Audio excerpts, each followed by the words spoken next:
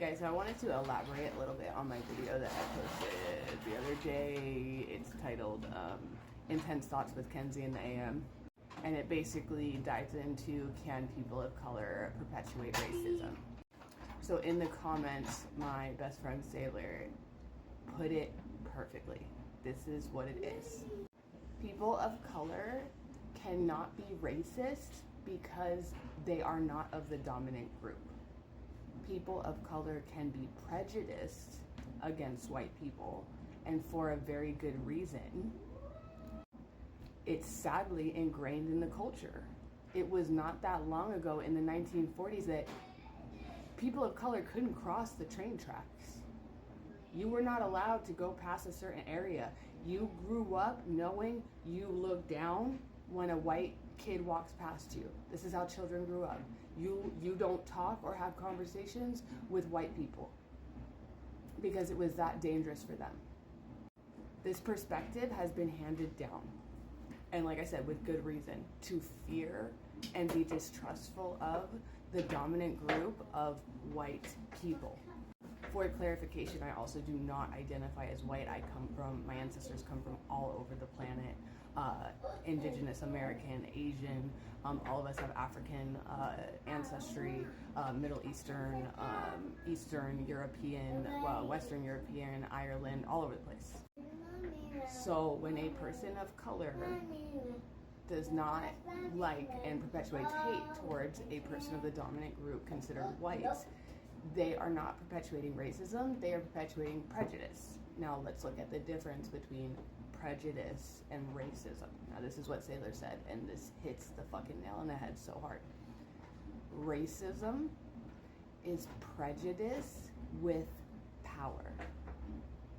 Racism is prejudice with power. Let's take an example. So you have a black person and a white person, and they get pulled over in a car by the police.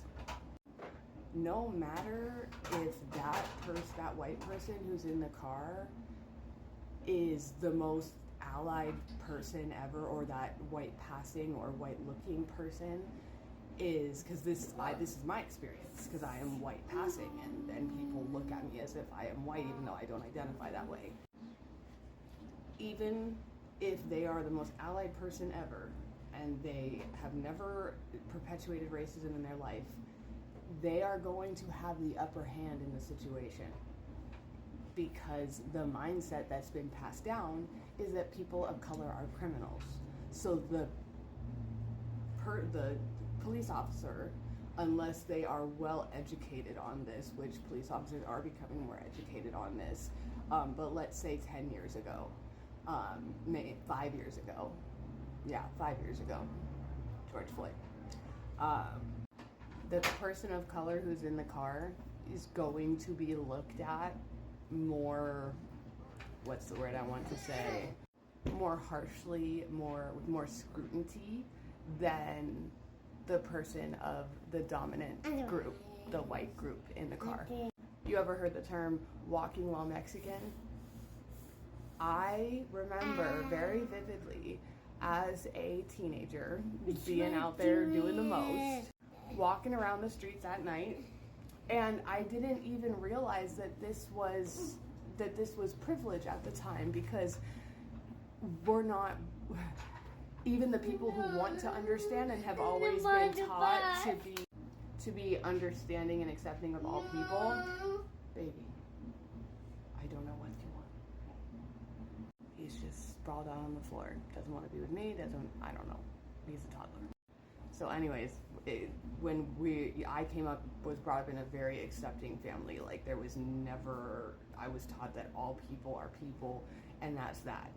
But I vividly remember as a teenager, like I said, running around doing the most, out at night, walking around, and knowing that I didn't really need to be afraid of getting stopped by the police, because I present as a white person. And they would take one look at me and say, oh, she's white, she's not doing anything wrong. I also give off like the sweet little girl vibe, so like there's that too. But the core of what I'm saying is that there was a lot of comments on the video on YouTube that, people trying to get into it and be like, oh, what about sickle cell? What about this and that? Let's talk about sickle cell for a second. People try to use sickle cell as a way to prove that African American people are of a different race because it is more prevalent with African Americans. Let's talk about the real reason why this happens. So sickle cell anemia is not only more prevalent in African Americans, it's prevalent in any group of people where your ancestors grew up where malaria was very high. Anywhere on the planet that had a high rate of malaria, their ancestors have a higher rate of sickle cell anemia because sickle cell helps protect you from malaria. So no, sickle cell is not an argument to say that race is real. It's not. Saying that's a great way to say that you're a racist, though. Even if it's so subtle.